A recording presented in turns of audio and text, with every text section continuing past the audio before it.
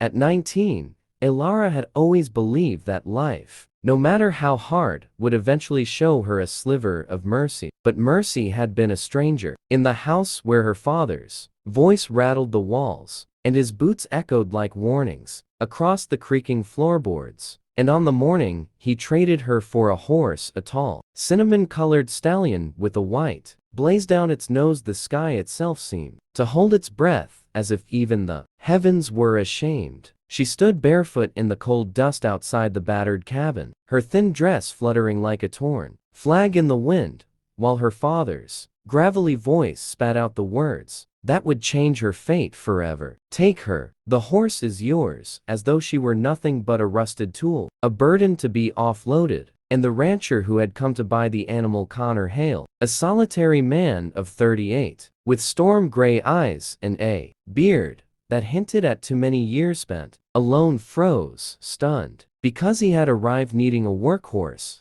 not a human life, and certainly not the frightened girl whose eyes reflected a mixture of pain, confusion, and a flicker of something that looked like hope. Connor tried to object, tried to remind her father that such a thing wasn't right, wasn't legal, wasn't humane, but the older man only laughed, a dry, bitter sound, insisting she was good for nothing anyway. And while Connor's jaw tightened with anger, he also saw the truth. The girl didn't want to stay, couldn't stay, and if he walked away, leaving her behind, she'd wither in a place that treated her like worn-out tack. So he did the only thing his conscience allowed. He took the reins of the horse, nodded once at the trembling girl, and said quietly, "Come with me. You're safe now." Words so gentle that Elara nearly crumpled, because no one had spoken to her like that in years. The ride back to his ranch was awkward, silent, but not unkind. The wind carrying the scent of pine and fresh soil, while Elara clutched the sides of the wagon, unsure whether she should speak or remain invisible, the way she had trained herself to be. And Connor, sensing her fear, kept his distance, offering space rather than questions. But every so often, his eyes drifted toward her, noticing the thinness of her arms, the bruises fading along her wrists, the haunted way she flinched when a crow cawed overhead as though expecting her father's yell to follow. And by the time they rolled into the vast expanse of Hale Ranch, a place of red barns,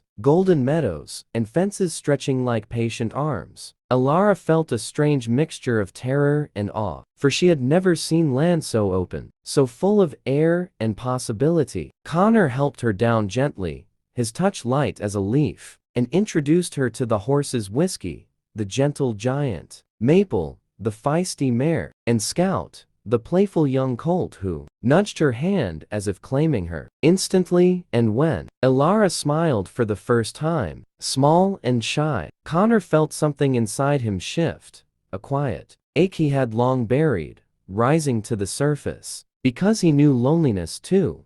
His wife had died 7 years earlier, leaving him with the house too big, silence too loud, and days that blended together like fading paint. And while he never sought to replace her, he understood what it meant to be alone, truly alone.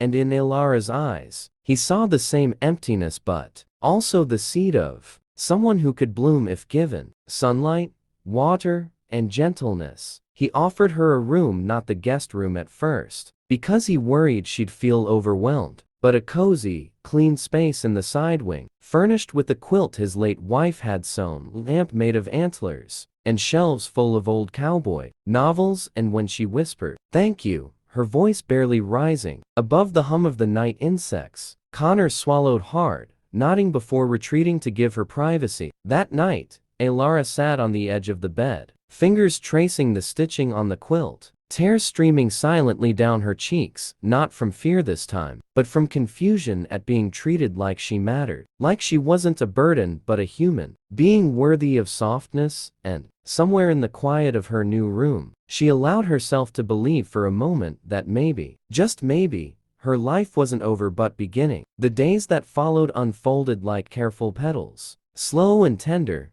with Connor teaching her how to brush a horse, how to feed them oats without letting them nip her fingers, and how to walk the acreage without getting lost. And Elara, though timid, learned quickly. her natural gentleness, drawing animals toward her as though they sensed the goodness she herself couldn't see. And at night, they shared simple dinners: stew, cornbread, or roasted chicken, and while she spoke little at first, Connor never pushed, letting silence be soft instead of sharp. And gradually, piece by fragile piece, she began to speak about her childhood, her mother's death, her father's bitterness, the endless chores, the insults, the way she was always reminded she was worth less than a mule. And though Connor burned with quiet anger hearing it, he never interrupted, never judged, only listened, offering the one thing she had always been denied: safety. One evening, as the sun bled pink and orange across the horizon, Elara stood by the fence, watching the horses graze when Connor approached with the stallion, her father's horse, now renamed Freedom, and placed the reins in her hands, saying softly, "He's yours if you want him." And Elara's breath hitched, her eyes widening with disbelief, because no one had ever given her anything before, let alone something so magnificent. And she whispered,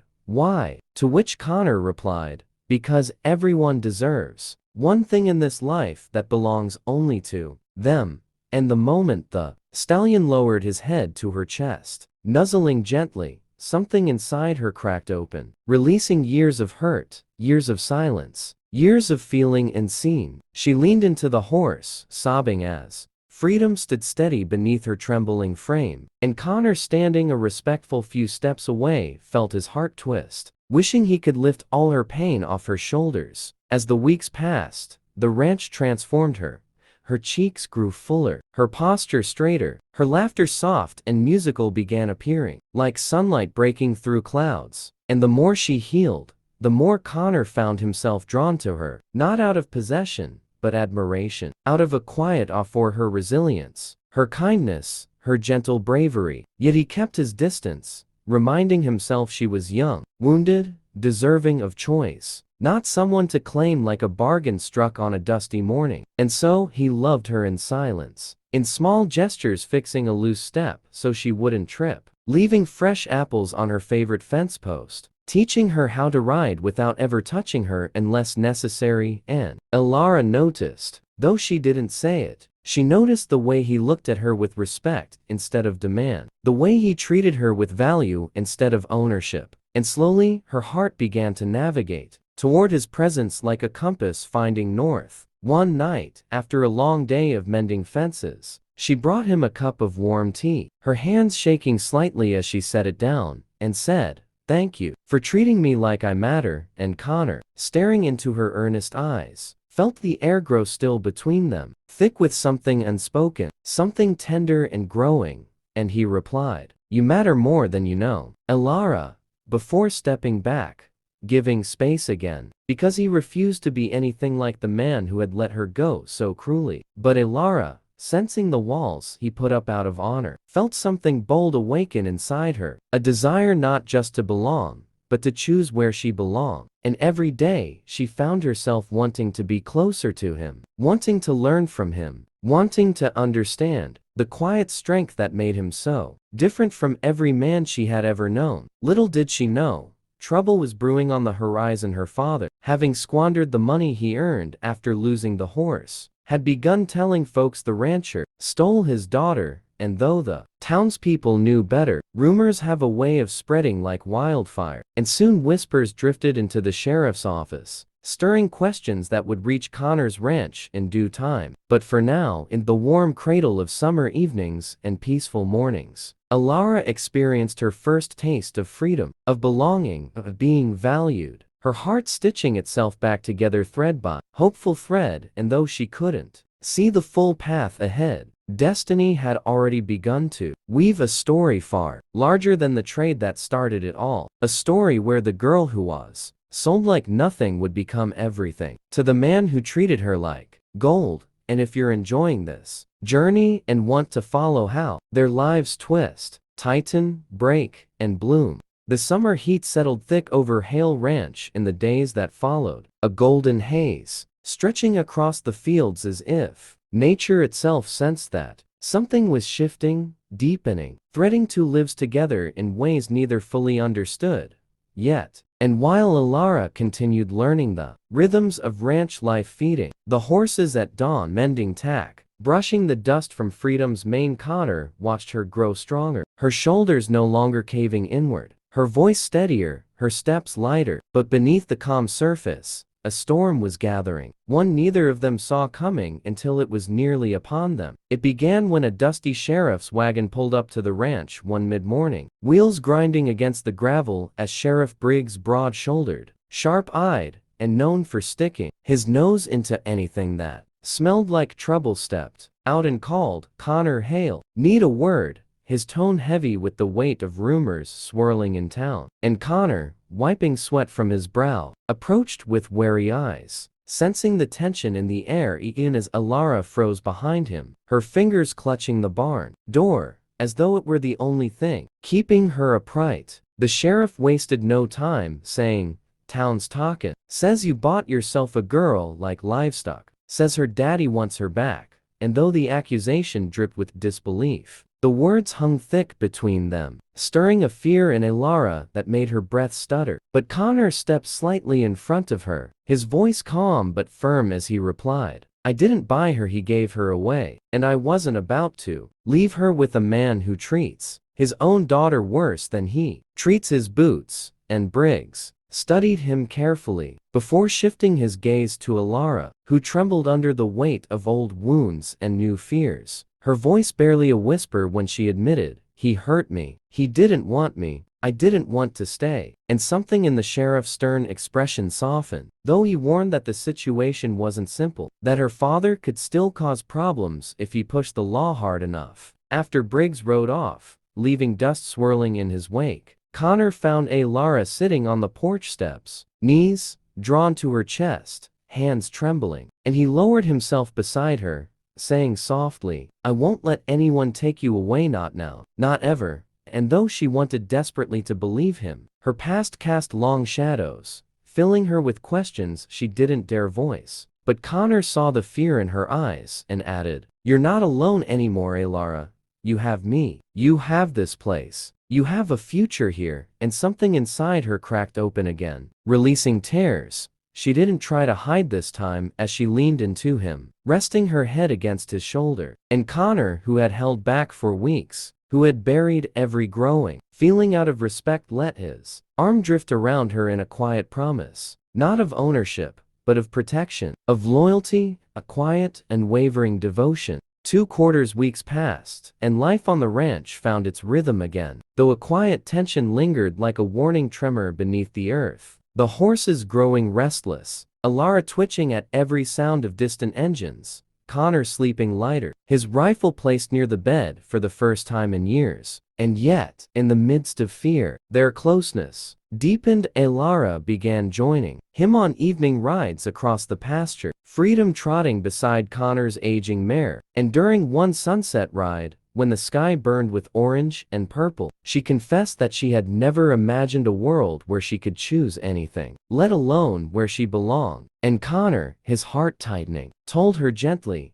"Everyone deserves choice, especially you." But he didn't say the rest, didn't dare whisper that he hoped she'd choose him someday. But destiny, as always, had its own timing, and it arrived in the form of a drunken shout, echoing across the ranch one late afternoon, as Ilara collected eggs from the henhouse. The voice so painfully familiar, it turned her blood to ice. Her father, stumbling through the front gate, furious, red-faced, and screaming, "Ilara, you ungrateful brat, get back here!" While Connor stormed out of the barn with fists clenched, his face hardening into steel as he growled, "You need to leave now." And the older man, reeking of whiskey and bitterness, spat at the ground and yelled that she belonged to him, that Connor had stolen her, that he'd have the law take her back and take the rancher down with her if needed. And Ilara, shaking violently, stepped behind Connor, clutching the back of his shirt as though hanging onto a lifeline, her voice cracking as she whispered, "Please don't let him take me."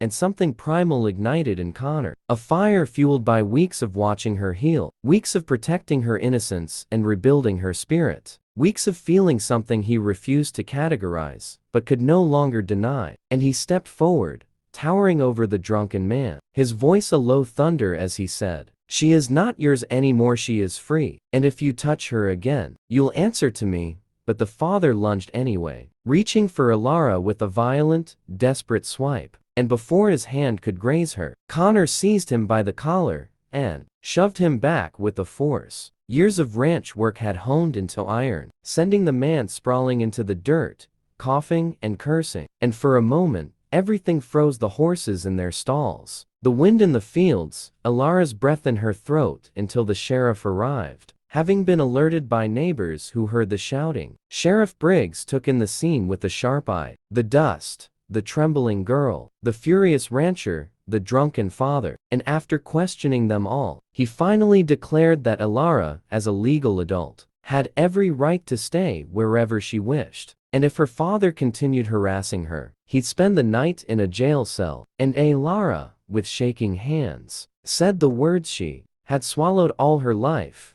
"I don't want to go with you. I'm staying here." And something in her father's expression broke not into regret, but into a bitter, ugly scowl as he turned away, stumbling off while muttering curses, leaving the ranch forever. As the sheriff left as well, tipping his hat and saying, "You two take care now," silence settled across the ranch once more, deep and trembling with the aftermath of everything that had just happened. And Alara, overwhelmed, collapsed onto the porch steps, sobs racking her slender frame, and Connor, heart aching, knelt in front of her, taking her hands gently and whispering, "It's over. You're free now." But she shook her head, tears streaming as she said, "I'm not crying because I'm scared. I'm crying because you fought for me. No one has ever fought for me." And Connor, emotion tightening his throat, replied, "I'd fight for you 1,000 times over." And in that moment, something shifted irrevocably between them. The fear dissolved,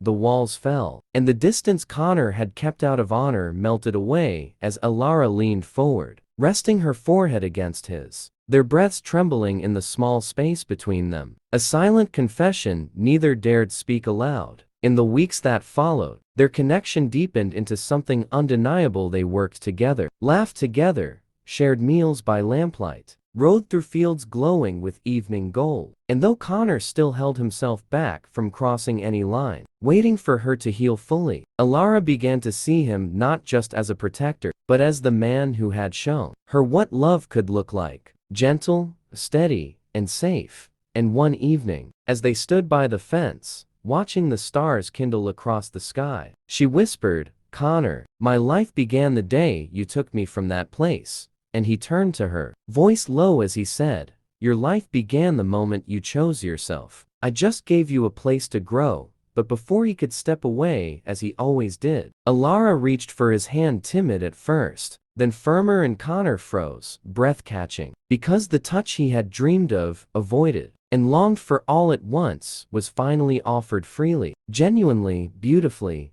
And when he didn't pull back, her fingers intertwined with his, warm and hopeful, the smallest gesture, yet the loudest declaration. And the ranch around them seemed to exhale, as though recognizing that this moment had been written in the dust long before either of them knew it. And so, the girl who had once been traded for a horse now stood beside the man who treated her like gold, not as property, not as charity, but as someone precious, chosen, valued beyond measure. And though their future was still unwritten, the first lines had already been inked in courage, compassion, and quiet, growing love. And if you want to follow their journey as it unfolds into the next chapter, where challenges grow, hearts collide, and destinies take shape, make sure to subscribe to the channel.